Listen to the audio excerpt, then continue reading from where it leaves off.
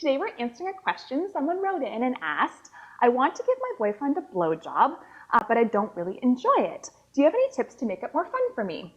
And we certainly do. We do. This is one of our favorite topics. Yes, it is. So our number one tip is to make it more comfortable. You're not going to enjoy something if your neck is hurting and your knees are sore and you feel like you're going to gag, right? This does not lend itself to a great experience. No.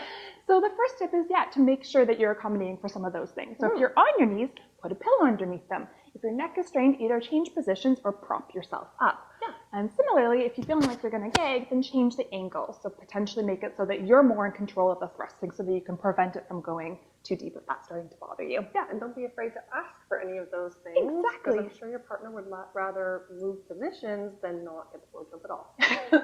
Exactly.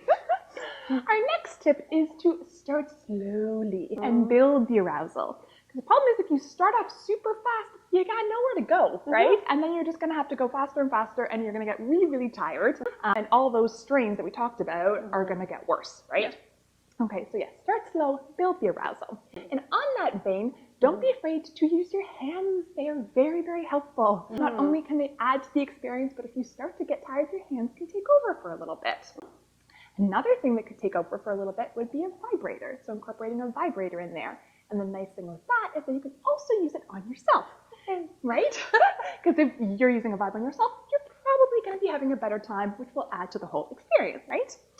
Then the last tip is to put in some things that are going to make it taste and feel more fun. So adding in some maple syrup. I know, Amy, that's your favorite. All Canadian, all the way. I know there's also the tried and true whipped cream, which lots of people like. We also always have to point out, though, with things like that because there's sugar, you do not want those going in the vagina afterwards. So if you're planning to have intercourse later, just make sure you clean it off really well. Yeah. Or use a flavored lubricant that's designed for internal use. Or put a condom on if you're putting a condom on anyway. Then exactly. That'll address that issue. Yeah. So those are some of our tips. And I know you've got one last tip, Amy.